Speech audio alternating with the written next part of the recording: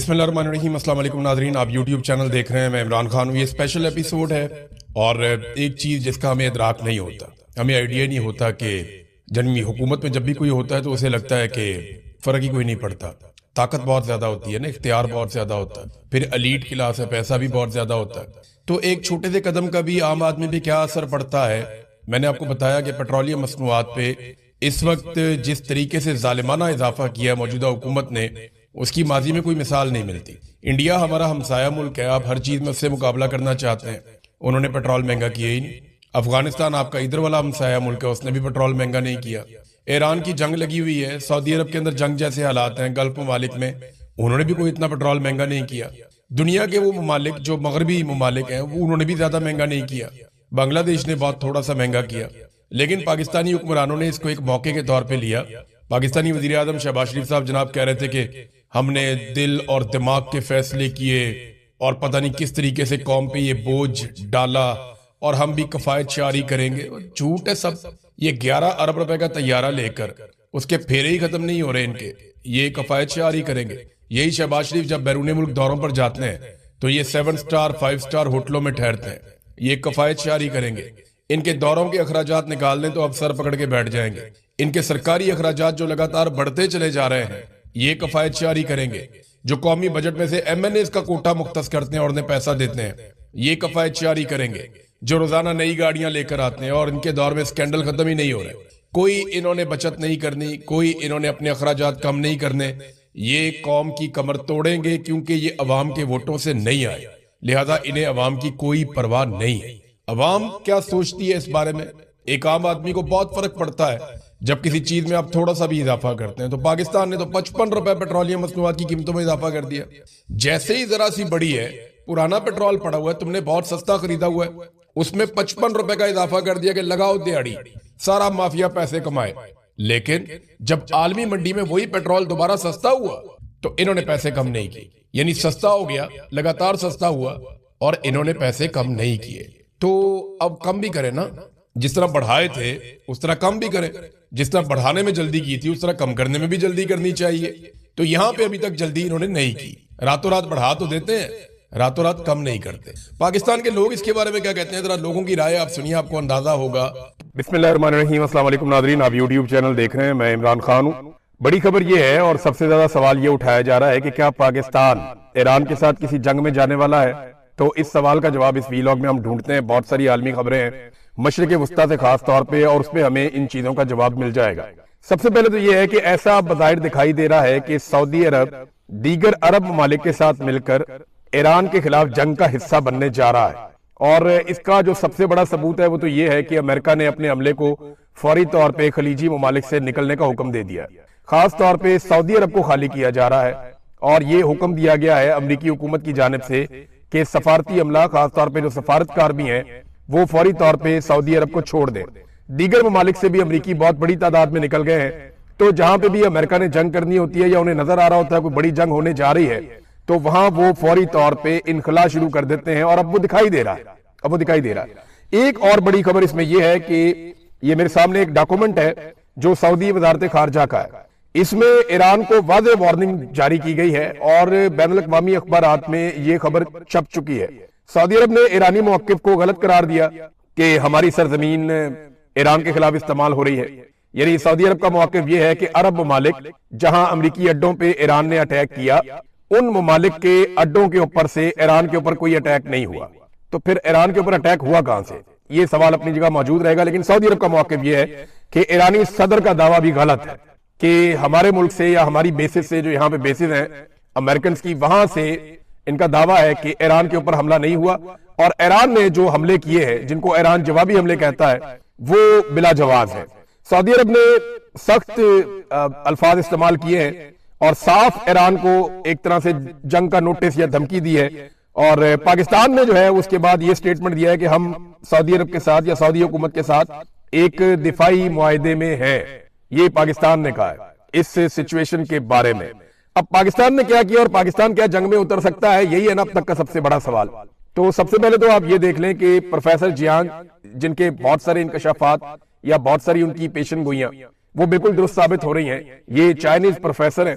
Professor Jiang ये कहते हैं कि अगर जंग बढ़ी तो पाकिस्तान का बड़ा अहम किरदार इसमें हो जाएगा। अब पाकिस्तान एक दिलचस्प सूरत हाल में है, क्योंकि 12 रोजा जंग के दौरान पाकिस्तान ने ईरान की हमायत का इजहार किया था, लेकिन चंद माह बाद पाकिस्तान ने सऊदी अरब के साथ एक बाहमी दिफाई मुआहदा कर लिया। ये जो 12 रोजा जंग थी ये पिछली थी, जो जून 2025 में हुई थी। उस जंग के बाद पाकिस्तान ने सऊदी अरब के साथ एक दिफाई मुआहदा कर लिया था, जिसका मतलब यह है कि अगर सऊदी अरब पर हमला हुआ तो पाकिस्तान उसके दिफा के लिए सामने आएगा।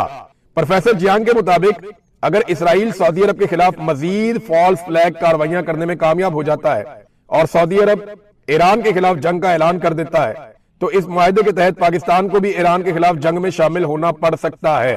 उन्होंने कहा कि यह इम्कान भी हो सकता है कि अमेरिका ईरान के खिलाफ जमीनी रास्ता जब इस्तेमाल करे तो पाकिस्तान के जमीनी रास्ते से वो लड़ाई शुरू कर दे, क्योंकि ईरान का जनूब मशरकी इलाका निस्बतन ज्यादा कमजोर समझा जाता है, जबकि शुमाल मगरबी हिस्सा ईरान का जो है वो मजबूत है। यानी जो ईरान का एरिया तुर्की के साथ या इराक के साथ लगता है, वहां पे माजी में बहुत लड़ाइयां भी उन्होंने लड़ी हैं, तो उन्होंने अपना सारा जो मिलिट्री इंफ्रास्ट्रक्चर है वो वहां पे डेवलप किया है। यहां पे उन्होंने नहीं किया।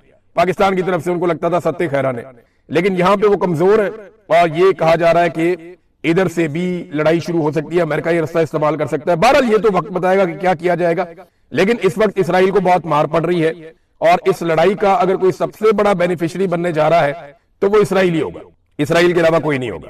क्योंकि इसराइल में कभी भी इतने बम नहीं गिरे, इतने मिसाइल नहीं गिरे। इसराइल ने वहां पे जितने भी कैमराज हैं, फुटेजेस हैं, सारी खत्म कर दी हैं और वो किसी को अलाउ नहीं कर रहा कि सोशल मीडिया के इस्तेमाल के जरिए से तबाही का कोई मंजर बाहर निकाले।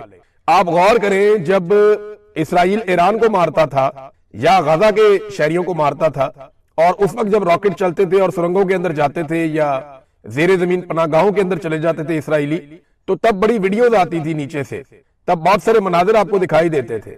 लेकिन अब बिल्कुल कोई किसी किस्म का मंजर दिखाई नहीं दे रहा, फुटेज नहीं आ रही, वीडियोज नहीं आ रही।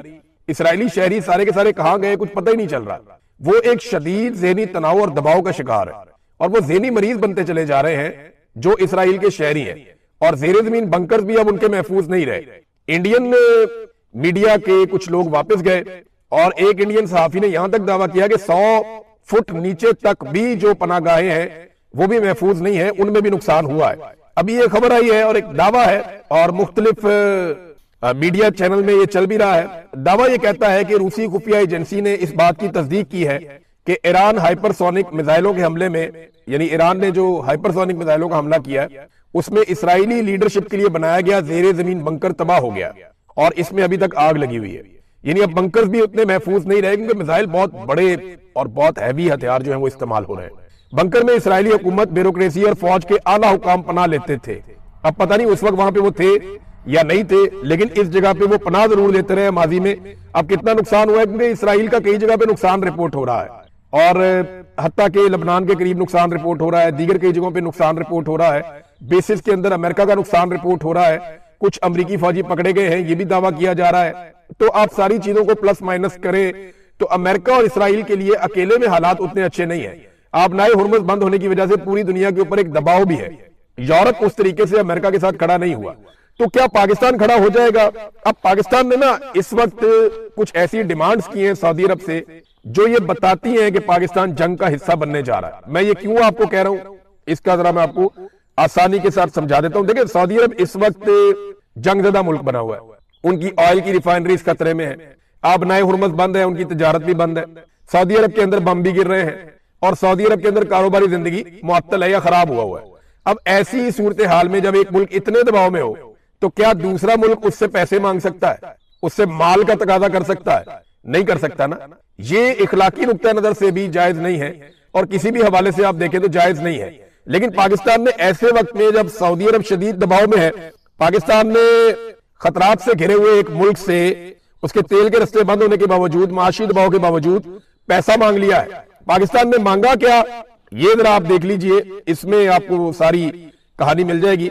ये दुनिया भर के मीडिया में छप गया। 10 साल के लिए पाकिस्तान ने $5 अरब का डिपॉजिट मांगा है कि हमें कर्जा दे दें आप $5 अरब और 10 साल के लिए वो डिपॉजिट आप हमारे पास रखें। अच्छा, याद रखिएगा सऊदी अरब का पहले ही पैसा पाकिस्तान के पास है, तो बहुत मुमकिन है ये वही पैसा जो है उसको 10 साल के लिए पाकिस्तान कह रहा है कि आप इसको हमारे अकाउंट में रहने दें, पैसे को आप ये पैसा अगले 10 साल तक हमारे अकाउंट से ना निकालें। 8 चीजें मांगी है पाकिस्तान ने सऊदी अरब से, जो 2 बड़ी चीजें मैं आपको बता देता हूं। नंबर 1 तो ये है کہ 10 سال کے دیے $5 ارب آپ ہمارے قومی خزانے میں جمع رہنے دیں. نمبر 1، یہ کوئی پیسہ ہمیں وہ دے نہیں دیں گے لیکن ہمارے قومی خزانے میں جمع رہے گا. نمبر 2، $5 ارب کی تیل کی سہولت ہمیں دی جائے. یعنی میں جو ادھار تیل دیتا ہے سعودی عرب، اس کی مقدار جو ہے وہ $5 ارب تک کر دے. پہلے میرے خیال میں $1.2 ارب تھی، کسی دور میں یہ $2 ارب بھی تھی، لیکن اب پاکستان نے ڈیمانڈ کیا کہ $5 ارب کا تیل. تو یہ $10 ارب کی پاکستان نے سہولت مانگی ہے، اور یہ ادھار ہے. یہ وہ پیسہ نہیں ہے جو سعودی عرب دے گا اور پاکستان کا ہو جائے گا. یہ ایک ادھار پیسہ ہے جو پاکستان مانگ رہا ہے. دیکھیں پاکستان نے کرنا کیا ہے؟ کیا لڑائی میں واقعی اتر جانا ہے؟ پورے پاکستان میں لوگ ایک ہی سوال پوچھ رہے ہیں نا، پاکستان کے بعد راستہ ہی کوئی نہیں ہے. آپ غور کریں نا، پاکستان ایک ایسے دوراہے پہ کھڑا ہے جہاں ایک طرف عارضی فائدے ہیں اور ایک طرف مستقل خطرات ہیں. یعنی عارضی فائدہ آپ یہ اٹھا سکتے ہیں کہ تھوڑا پیسہ لے لیں، اپنی اکانومی کو سٹیبل کر دیں، سعودی عرب کے ساتھ کھڑے ہو جائیں. اور مستقل خطرات یہ ہے کہ پھر آپ کا ایک پورا بارڈر اور ولنریبل ہو جائے گا. آپ نے انڈیا کے بارڈر کے ساتھ کبھی نارملائزیشن نہیں ہونے دی، نہ انڈیا نے ہونے دی. اب افغانستان کے ساتھ بھی آپ کا وہی پنگا ہے، روزانہ لڑائی ہو رہی ہے. اب ایران کے ساتھ بھی اگر آپ یہ کریں گے تو پاکستان کا کوئی ایک بارڈر بھی محفوظ نہیں رہے گا. صرف چائنا کا چھوٹا سا بارڈر ہے، اور وہ محفوظ ہونے کی وجہ یہ ہے کہ ہم نے ان کے پیسے دینے. اگر ہم نے ان کے پیسے نہ دینے ہو، وہ بھی ایک دن آئے گا چائنا کہے گا گوادر ہمارے حوالے کرو بھائی. جو پیسہ تم نے لیا ہوا ہے، اتنی بڑی اماؤنٹ آپ نے $60 ارب کے آپ چائنا سے قرضے لے رہے تھے ڈیولپمنٹ کے نام پہ، اب وہ پیسہ واپس تو کرنا ہے. اگر آپ پیسہ واپس نہیں کریں گے تو کیا دیں گے انہیں؟ وہ مجھے پتا ہے کہ کیا آپ کو دینا پڑے گا. گوادر جا کے دیکھیں چائنا نے کیسا بنا دیا اور اس کو کس طریقے سے انہوں نے ڈیزائن کیا ہے. ایک طرف تو عارضی فائدے ہیں، میں نے آپ کو بتایا، اور ایک طرف مستقل خطرات ہیں. ایک طرف امیر ترین سعودی عرب ہے اور دوسری طرف مصیبتوں سے گھرا ہوا سپر پاور سے جنگ لڑتا ہوا ایران ہے. تاریخ نہ اپنے آپ کو دہرا رہی. ہم 50 سال پیچھے چلے جائیں نا تو ہمارے پاس ایک ڈکٹیٹر تھا ضیاء الحق. اس نے جو پاکستان کے ساتھ کیا اور جو حالات اس وقت تھے، لگ بھگ وہی حالات پاکستان کے واپس پیدا ہو چکے ہیں. امریکہ اور امریکہ کے اتحادیوں کے ساتھ مل کر عرب ممالک کی مدد سے افغانستان میں پاکستان نے جہاد کی بنیاد رکھی تھی. آپ کو یاد ہے تب بھی امریکہ تھا، امریکہ کے اتحادی تھے اور عرب ممالک تھے، اور افغانستان کا بیٹل گراؤنڈ تھا جہاں پہ پاکستان نے کہا کہ یہ جہاد ہے. اس لڑائی میں پاک فوج، طالبان، عرب اور امریکیوں نے ایک ساتھ مل کر شانہ بشانہ یہ لڑائی لڑی تھی. اور بعد میں انہی طالبان نے، جن کو تیار کیا گیا، افغانستان کے تمام دھڑوں کو شکست دے کر اقتدار پر کنٹرول حاصل کر لیا تھا. آج ایک مرتبہ پھر پاکستان وہی کھڑا ہے. آج ایران میں رجیم چینج کرنا مقصد ہے، اور اس کے لیے ایک بار پھر عرب ممالک، پاکستان، امریکہ، اسرائیل، ان کے اتحادی، وہ سارے پھر اسی مقام پہ دوبارہ سے کھڑے ہیں. تب بھی بہت سارے جرنیل اور سیاستدان امیر ہو گئے تھے. آج بھی امکان ہے کہ بہت سارے جرنیل اور سیاستدان امیر ہو جائیں گے. تب بھی پاکستان میں غیر آئینی حکمران تھے اور ان کو اور ان کے اقدامات کو تحفظ مل گیا تھا. ضیاء الحق تھا نا، ضیاء الحق کو اور اس کے اقدامات کو تحفظ مل گیا تھا اس وفاداری کے بدلے میں. آج بھی پاکستان میں غیر آئینی حکومت ہے، ایک ڈکٹیٹرشپ ہے، عاصم منیر صاحب کنٹرول کرتے ہیں، تو ان کو بھی تحفظ مل سکتا ہے. وہی معاملہ آج بھی ہے. تب بھی پاکستان نے اپنی ایک لمبی سرحد ہمیشہ کے لیے قربان کر دی تھی اور ایک مستقل خطرہ لے لیا تھا. اور آج بھی پاکستان کی ایک اور سرحد غیر محفوظ ہونے کی طرف جا رہی ہے، اور یہی خطرہ بدستور موجود ہے. تو پاکستان کو بڑے ہوش کے ساتھ فیصلہ کرنا پڑے گا. لیکن فیصلہ تو ہو چکا، پارلیمان میں ڈسکس ہی نہیں کیا. یعنی جب پاکستان سعودی عرب کے ساتھ دفاعی معاہدہ کرنے جا رہا تھا تو پارلیمان میں پاکستان نے ڈسکس نہیں کیا. پارلیمان میں ڈسکس کرتے تو یہ شرط رکھی جاتی کہ اگر سعودی عرب کسی ہمارے دوست، ہمسایہ، مسلمان برادر اسلامی ملک سے لڑے گا تو ہم اس لڑائی کا حصہ نہیں بنیں گے. اگر کسی دشمن سے لڑے گا تو لڑائی کا حصہ بنے گا. کنڈیشنز رکھی جا سکتی تھی نا، لیکن کنڈیشنز رکھی نہیں گئی. یہ کہا گیا کہ سعودی عرب پر حملہ، پاکستان پر حملہ. اور پاکستان پر حملہ کیا سعودی عرب پر حملہ ہوگا یا نہیں ہوگا؟ اس سوال کا جواب ابھی تک ہمارے پاس نہیں ہے. ہاں لیکن ایک بات ہے، اب اس کو نا ہمارے مولوی، یہ جو درباری مولوی ہیں پاکستان کے اندر بے شمار، یہ اس کو مکہ اور مدینہ کی حفاظت قرار دیں گے. وہ کہیں گے جناب کہ ہم تو حرم کی حفاظت کے لیے جا رہے ہیں. ایک ہوں مسلم حرم کی پاسبانی کے لیے، نیل کے ساحل سے لے کر تا بخا کے کاشغر. ایسے ایسے شعر آپ کو مولویوں نے سنانے نا، ایسا ایسا آپ کو جذباتی کرنا ہے نا کہ جیسے مکہ اور مدینہ کو خطرہ اسرائیل سے نہیں ہے، ایران سے ہے. اب یہ مولوی آپ کو یہ کہانیاں سنائیں گے اور آپ کو لڑائی کی طرف راغب کریں گے اگر یہ ماحول بن گیا تو. میں کنڈیشن ابھی بھی رکھتا ہوں. مجھے ابھی بھی پتہ نہیں کیوں امید ہے کہ شاید کوئی ہوش کے ناخن لے اور اس لڑائی سے پاکستان کو بچایا جائے، لیکن بظاہر چیزیں اسی طرف جاتی ہوئی دکھائی دے رہی ہیں. جس طرح پاکستان نے $10 ارب کی فیسلٹیز مانگی ہے نا، ادھار مانگا کہ $5 ارب تو ادھار دے دو، ہمارے اکاؤنٹوں میں آپ رکھ دیں 10 سال کے لیے. کچھ اور چیزیں بھی مانگی ہیں، IMF کے والے سے بھی مدد مانگی ہے. اور ساتھ میں $5 ارب کا ادھار تیل بھی آپ ہمیں دے دیں, فیسیلیٹیٹ کر دیں. جس طرح پاکستان نے مانگا ہے, اس سے تو یہ لگتا ہے کہ پاکستان ایک سودے بازی کر رہا ہے. اب مکہ اور مدینہ تو کوئی خطرے میں ہے نہیں, اور ایران سے تو مکہ اور مدینہ کو کوئی خطرہ ہونا نہیں چاہیے. مسلمان تو سارے اس کی حفاظت کے لیے ہیں. لیکن مجھے ایسا لگتا ہے, اور کچھ سورسز یہ کہتے ہیں کہ کچھ نہ کچھ ایسا ہونے والا ہے عرب ممالک میں جس کے بعد اس لڑائی کا جواز بن جائے گا. یہ میں آپ کو پھر بتا دیتا ہوں کہ آنے والے دنوں میں کچھ نہ کچھ ایسا ہوگا عرب ممالک میں جس کے بعد لڑائی کا جواز پیدا کر دیا جائے گا, یا لڑائی کا جواز بن جائے گا. پاکستان کی پالیسی جو ہے نا وہ بڑی پرو اسرائیل ہے.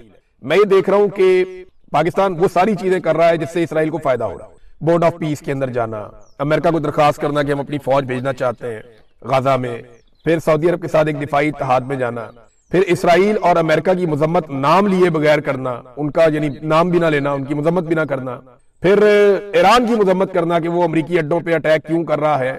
یہ ساری چیزیں نا اسرائیل کو بہت فائدہ دے رہی ہیں, اور اگر پاکستان اس لڑائی میں اتر جائے گا تو اسرائیل اور پاکستان جب شانہ بشانہ لڑیں گے تو ایران کے لیے بہت مشکل ہو سکتا ہے. اگر تو واقعی یہ سچویشن بن جاتی ہے تو ایران جو ہے نا وہ بار بار یہی کہہ رہا ہے کہ پڑوسی عرب ممالک کی سرزمین ہم پر حملوں کے لیے بدستور استعمال ہو رہی ہے.